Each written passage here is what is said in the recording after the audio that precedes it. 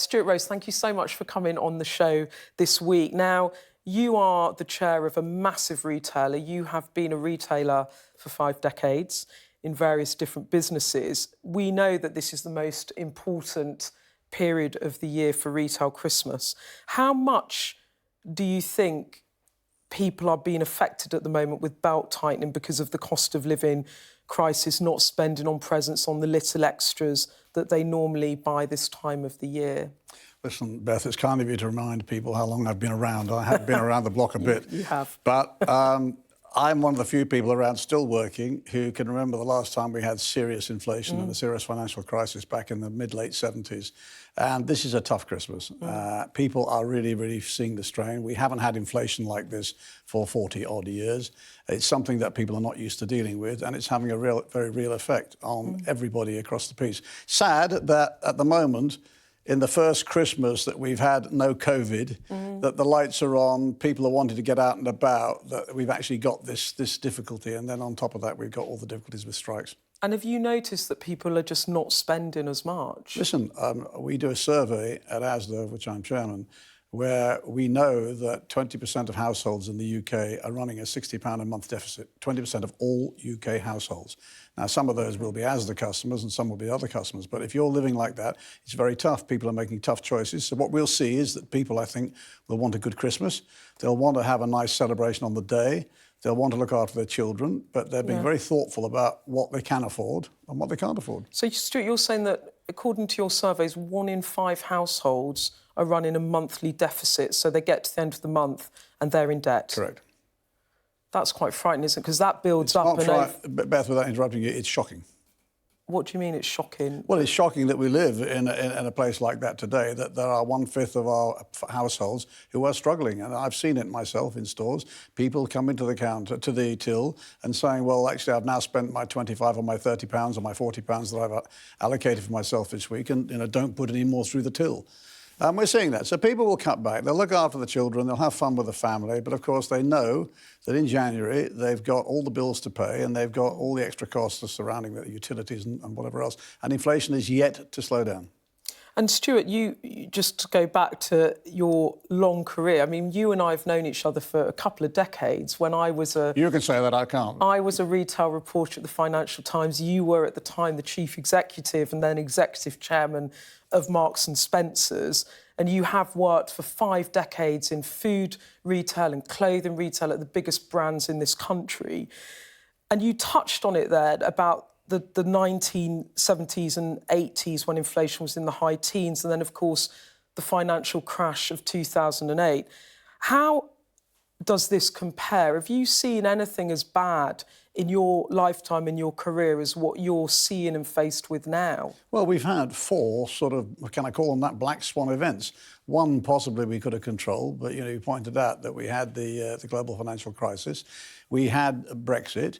We've had COVID. We've now got the war in Ukraine. These are things which are largely outside our control, though one of them was in our control. And at the same time now, we have got, within the global supply chains, we've got complete disruption. So, yes, inflation, which we've not seen, the era of inflation, the era of cheap money is gone, inflation is here, and that's why it's so important. Just as we had to do back in the 70s, that we first and foremost kill inflation. We must kill inflation because, I've said it before and others have said it, it's very, very corrosive. It erodes wealth, and of course it hits the poorer off worse than it hits those who are better off. And I'm going to come on to sort of inflation and wages and those sorts of issues, but before I do, you talked about 1 in 5 households not being able to pay their bills. Shouldn't we begin, you said it was shocking, and it is shocking, but at the same time, disposable income is falling. It will continue to fall as costs go up and taxes rise. I know inflation is set to peak and then fall by the end of next year. But we're in this for the long haul, aren't we? This isn't going to be a return to better living standards within 12 months, for example, for lots of families. Well, I sort of half agree with you. I just think there may be a little opportunity here that we mustn't miss. First of all, you're quite right. I mean, since the austerity following the global financial crisis, people have, in real terms, had less money to spend. We've now seen a situation where you have got inflation running at whatever it is, 11%. You've got private sector settlements running at about 6%, 6.2%, and you've got public sector settling at about 2%. So there's a mismatch there. Yeah. People are worse off. Now, I believe that we can get inflation under control. I believe it's an imperative that we do so. Mathematically, it will anniversary, so it will start coming down. If we can get through this very painful hump, and don't get me wrong, it's painful for everybody, particularly the lower paid, and not be caught up in this wage price spiral, which might happen if we're not careful, then I think that towards the back end of 23, we might just see easier times. But it's going to be very, very tough. And I think Jeremy Hunt said that a couple of days ago. So just to be clear, Stuart, I mean, on the one hand, you're saying that you can see that public sector pay settlements are not matching in any way where the private sector is coming out. But you're also saying that to try and match where the private sector is dangerous potentially, or not a good idea, because that creates an inflationary spiral. You do accept that, or that's what your view is? We have to look at each one of these people who are having strikes at the moment, each one of these unions who are calling strikes at the moment. We need to look at every case on a case-by-case basis. I'm not going to go into the detail of who I think has got the better case and the worst case, but some people are pushing it a little bit harder than perhaps they should, and some people do deserve these rises. So it's not a question of who deserves a rise, it's a question of how much can we afford to give people, and when can we afford to do it. And if we all just take a little bit of thoughtfulness, or give a bit of thoughtfulness about the implications if we get it wrong, then we might just end up at the right place. So I'm not asking people to sacrifice, I'm asking people to be thoughtful. So do you think the rail workers are pushing it and the nurses aren't?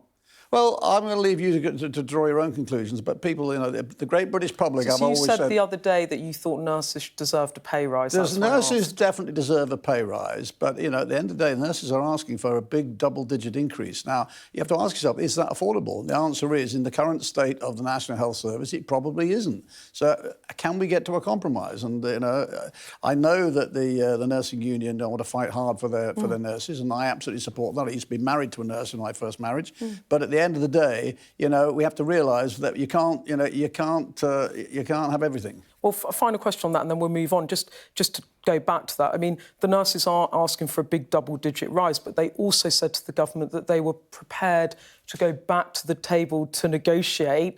The implication being perhaps they would accept a smaller pay increase and the government won't budge. Is that the wrong decision, do you think, by the government? I don't know what took place yesterday. Something took place yesterday. There was apparently a meeting. The leader of the nurses' union said that it was a waste of time, effectively, and I don't know what came out of the government side. But, I do believe genuinely in any circumstance like this, there is no substitute for people sitting down. There has to be a compromise at some point in time. We all have sympathy for people who are hard up and need to catch up on their wages. But at the end of the day, we have lost more days in strikes this month, I believe, than we have done for 15 or 20 years. And I am somebody who uses the trains. I am somebody who sees what's happening out there, and I think this is not sustainable. Now, the government's got a responsibility, but so do the people in the workforce have a responsibility. We've all got to pile in a little bit. And Stuart, you're also a very privileged man. You've been a very successful businessman. You still are. Being the chair of Asda during this period, has it been an eye-opener for you? Well, I'm not just being chair of Asda. Listen, I'm being used to being at the front of retail all my life. And I see those people who are well-heeled, and I've seen those people who are less well-heeled. What good retailers need to do, and I think actually supermarket retailing over the last 6 or 9 or 12 months has shown its best side.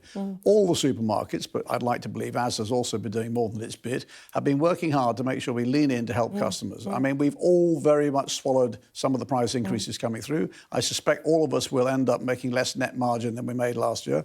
All of us are facing headwinds in terms of costs, whether it's carriage, insurance, freight, utilities, and of course wages. And I think that we're all putting initiatives in place. So in Asda, we have put in our locked and drop where we've guaranteed pricing for a year or so. We have put in our plan where young kids can go in and get a meal for £1. We've put in, or a free meal, we've put in a deal for over 60-year-olds where we've had 1 million over 60-year-olds come in and they can eat a bowl of soup and a roll and a cup of tea or coffee for £1. We are trying to do what we can to help them in every way. But, it's not an infinite pot. And this goes back to my point about wage claims, because as wage claims come through, the danger is that we get the wage spiral, we get the price increase spiral, and then that gets passed on another time. But are you saying Stuart, that Asda's profits will take a hit this year as you absorb some of the price pressures instead of passing it on to the consumers? Well, You're saying your profits... I'm not here to give a profit forecast for Asda or indeed anybody else, but all of us will be working hard, very, very hard, to try and ameliorate the pressures coming towards us. And I suspect that we're all going to find it very difficult. But this is not about making profit in this year. This is about making sure that we keep our faith with our customers. And in Asda's case, this is a company that is a very large beast. We're actually the third largest, but we've got aspirations to be the second largest. We want to do our bit to make sure that customers recognise and we give them the right value, the right prices and the right service. And you can only do that by making sure that when they come in, they're happy and satisfied and delighted with what they get. And Stuart, you mentioned that you've got a scheme at the moment where parents can go in, they don't have to spend anything if they can't afford it, but they can get a meal, hot or cold, for their child at an Asda for £1. I didn't realise you were also doing that for elderly people as well.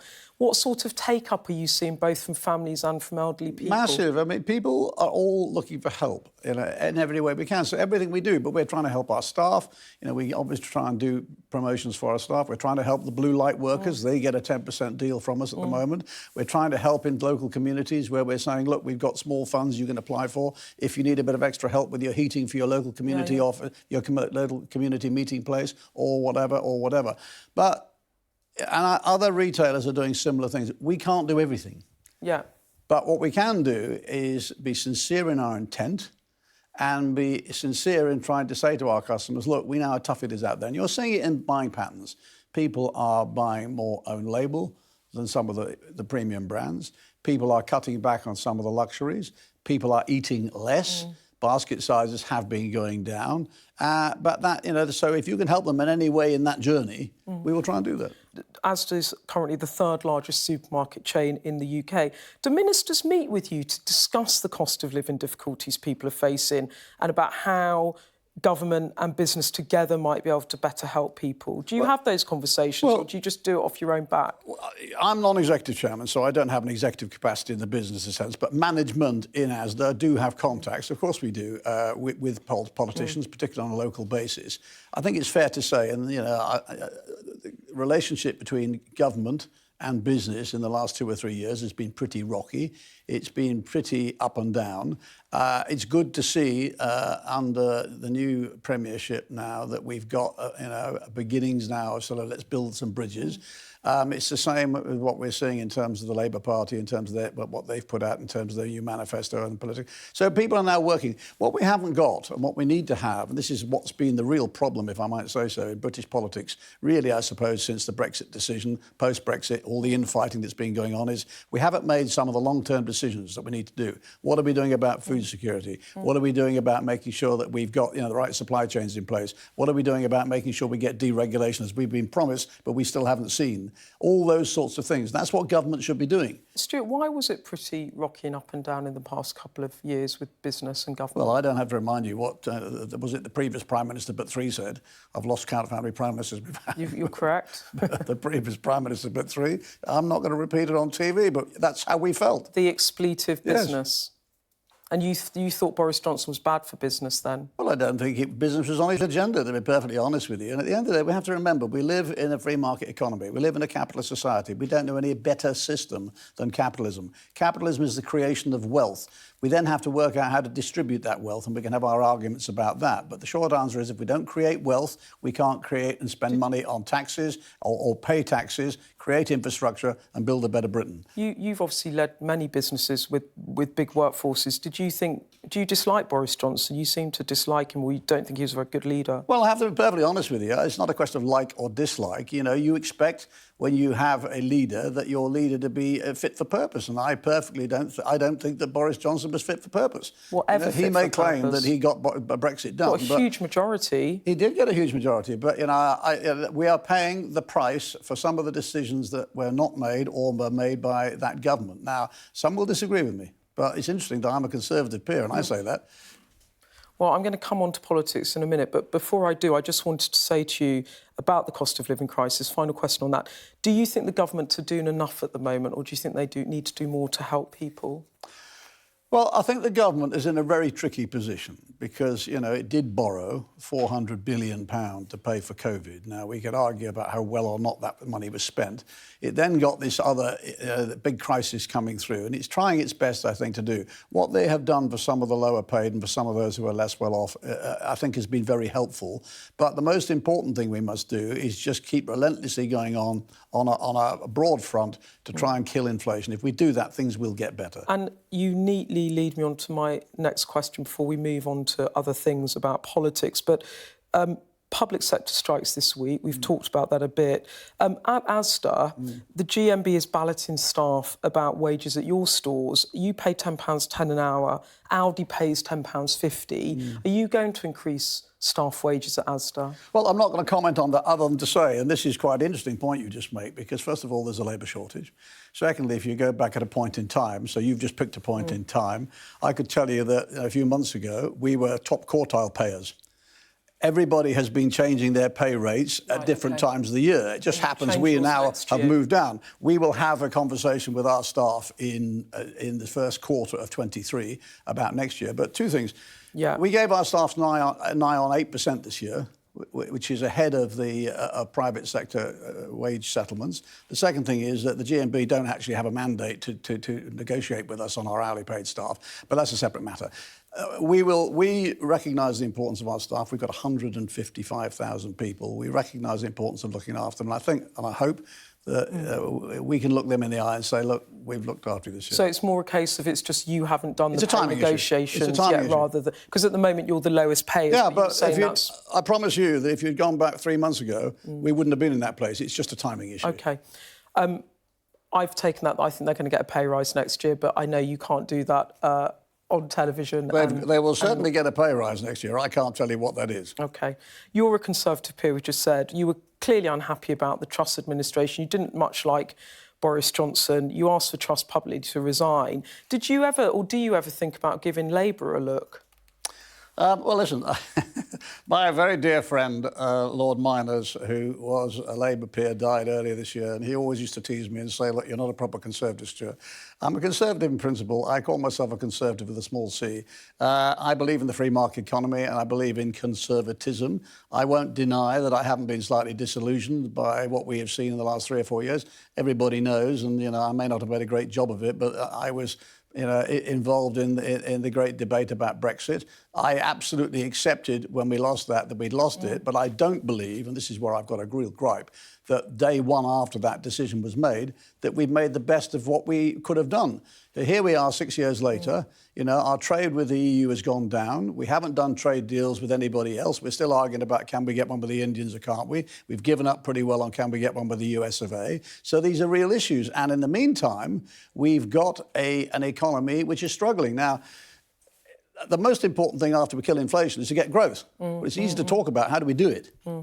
Well, actually, I've seen some interviews that you've done subsequently about Brexit. You obviously were a leading figure, a leading business voice in the I was the only one. There was a very few people who were prepared to come, unfortunately, up and put their heads above the parapet. But it was difficult for retailers, wasn't it? Because customers were divided and you associate politically in that Beth, it's not I'm easy. not sure I agree with you. I think that we are... Well, that was the argument retailers made. That was the argument, but it's not just retailers, business people. Business people, and it doesn't matter what debate you've got going on about what. Here we've got a debate going on at the moment about immigration. We've got a debate going on about the Northern Ireland Protocol. We've got a debate going on about all sorts of things. I think business people, because leadership is a privilege, with the privilege of leadership comes the responsibility. And I think we have to take responsibility for saying what we believe to be right. We can't just look around the corner and say, well, I better not say that because it might upset part of my community. But Stuart, you've talked about it subsequently. You say you accept Brexit in principle. You don't want to rerun 2016, but you're clearly unhappy about how you think it's been implemented in practice. Well, I interviewed the Chancellor a couple of weeks ago, and I pointed out to him about the 4% hit over the medium term to GDP, to growth, according to the fiscal watchdog that makes independent forecasts about the economy. He just said to me, I don't accept that figure. It's £100 billion worth of growth over the medium term. What do you think when a politician, when the Chancellor says he just doesn't accept the forecast, so therefore doesn't accept that Brexit has harmed the economy. What's your response to that? Well, I didn't hear that interview, but Jeremy Hunt's a very intelligent man. I respect most of what he said, so I'm quite surprised he said it. I think it's rubbish. You can't ignore the facts. Now, we can always argue that I can take a particular number at a particular point of time and another particular number at another point of time and make the statistics fall in the way that I want them to. But the reality is that we are worse off. We have not taken the benefits yet of being significant trade deals elsewhere. We have not deregulated. We have not, in any form or fashion, got the best advantages that we thought we were going to get. And we haven't got all the other things that were promised. Now, what hasn't happened yet is that somebody hasn't said, look, what we did in principle was right because we wanted to get back to take back control. We wanted to set our own regulations. We wanted to have our sovereignty back. Fine. It hasn't worked in the form that it was sold. Well, if it hasn't worked in the way it was sold, let's try a modification of it. Now, I also see, and what I think does it was... your modification well, like? I mean, I see Jeremy Hunt... Does it look like a Swiss-style deal where we have closer trading relations? Well, I think it was Jeremy Hunt himself who said, if it's not a Norway deal, let's look at a Swiss deal. It was slapped down in about 5 minutes. We have to come to an arrangement with, in my view, our European partners, which is a better arrangement than we've got now, just as we're going to have to come to an arrangement with them about the Northern Ireland Protocol. Because you can't just sit there looking at each other as the world goes on, just saying, well, I'm not moving, and get nothing.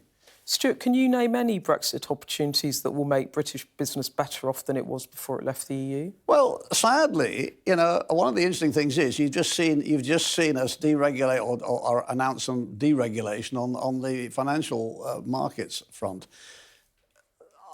Many of the regulations, I believe I'm right in saying this, many of the regulations that we put in that were put in place in the last 25, 30 years in the EU were put in place at the instigation of British politicians. So the Europeans might say to us, look, a lot of these regulations are perfectly good regulations, so why do you now want to get rid of them? The other danger is that if we do get rid of some of this stuff, we may get to a situation, if we cut too far, that we actually allow ourselves not to do the deals that we still should be doing in Europe. Actually, so, well, we'll cut our... what's the expression I'm looking for? Cut our noses off to spite our face. And that's the thing that worries me. We've got to be pragmatic. We've got to actually get to a point where, what do you want? What do I want? What's best for the UK? Now, these politicians who say to you, these politicians say to you, it's going to be OK in 20 years' time, and it might take 20 years. Fine, well, I'll definitely be dead. My children will be retired, and your grandchildren will be looking for jobs. So that's a long time to wait in the world that doesn't wait. You don't think they're getting it right at the moment? No. OK, so final question. You didn't like Liz Truss. You didn't like... I never, listen, well, let's be fair. I've never met Liz Truss. You publicly called on Liz Truss to resign. You didn't think she was fit for purpose. Well, I don't think I was wrong. You said yourself you didn't think Boris Johnson was fit for purpose, and you don't think that the government have executed Brexit in a way that benefits the economy. Could you vote for Keir Starmer in 2024? I will look very hard when I get... Well, the good news for those people who are worrying about that, I can't vote because I'm a Conservative peer. I'm a peer, so peers don't vote. OK. But peers don't vote, but the answer to that question. But I will look very hard at what is on offer. And what I would say to people is, even as a Conservative, look what's on the market stall A, look what's on market stall B, and make a choice. But make a choice, an informed choice. Make sure you know the facts. Make sure you know what you think could be delivered. Make sure who's delivering it. Ask yourself the question, can these people actually not only talk the talk, but walk the walk? And then make a decision about what you vote for. Let's see what happens. And you're sitting on the fence at the moment. You're not sure? No, I think that we have... first of all, I've always been slightly wary about not having a strong opposition. We haven't had strong opposition for a long time. So it's good to see some proper opposition. And that will always sharpen the pencil of the incumbent government. The incumbent government, for all the reasons you know better than I do, have spent 3 or 4 years fighting each other at the cost of the UK PLC. I firmly believe that. We have actually, in a world that's moving very fast, in a world that's very dangerous, in a world where alliances are being formed all over the place all the time, we have sat there and started banging each other on the nose. To what purpose? OK. Stuart Rose, thank you very much.